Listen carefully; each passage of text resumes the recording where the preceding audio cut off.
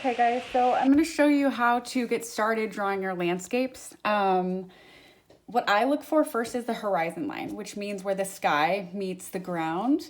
And in this first picture, it's right about halfway on the drawing. On the picture. So it's kind of a bumpy line. It's not perfect. I'm using dry erase marker so you can see it, but on your drawing, you'll be using pencil and drawing kind of lightly. In this specific picture, the road comes all the way to the edges of the paper, and it's kind of up high and then a little bit lower, and then it meets and curves a little off of center. So the road's gonna go all the way to this vanishing point, and then it's gonna curve and go all the way to this vanishing point. You guys can see my little sketchy lines here. That's what I do with pencil too. And then what I do is just like draw really light and erase my imperfections. And that way I can get it, how I want it without spending a lot of time and like heartache, right? Then there's the lines on the road, and they're gonna get bigger as they come towards me. So I would draw those in, and I would space them out more carefully. So don't do what I'm doing. I'm going really fast. But they're gonna get a little smaller as they go off into space. And then the mountains, they come past the road edge. And I'm just gonna draw, bad reflection, sorry. There's a peak. And I'm just looking at like major shapes, right? Then there's shadows from the clouds on the mountains, which are really cool. I want to outline those so I remember to make them darker with my paint, aka value, right? We're going to make darker values of our colors. Shadow. And then the textures in the rocks I'm going to worry about later. I'm not going to worry about that now. Maybe where it gets really smooth right here, I'll draw that in.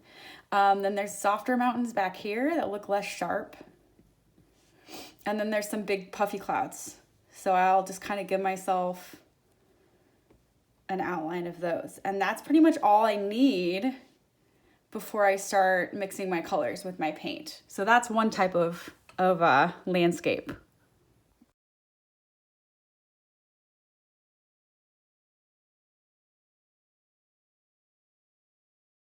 My second example is a seascape or an ocean picture, and it is vertical instead of horizontal. So I would just be drawing this way on my paper. And I'm gonna start the exact same way. I'm gonna look for my horizon line where the sky meets the beach or meets the ocean. And it's a little bit higher. The water comes up higher than the halfway mark on this one. So I'm gonna just eyeball it, put in that line. And then the first big thing I noticed is there's a chunk of rocks over here. It comes up past the ocean line and then dips down.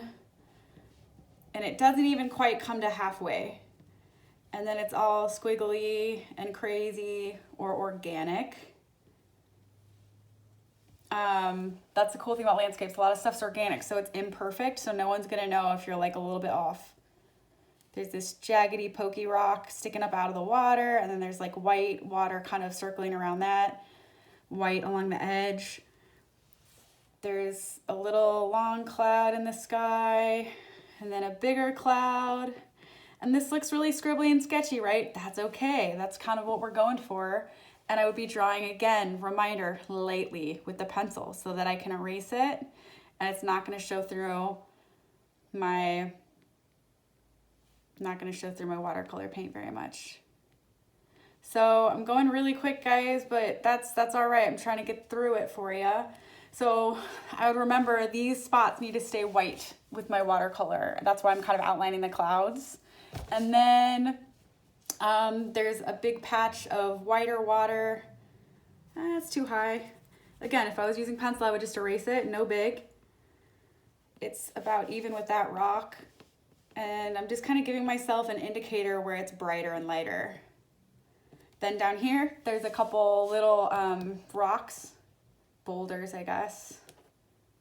That light will not stay put. And then some shadows. So this is gonna give me the outline so that I can, know where to put my major colors.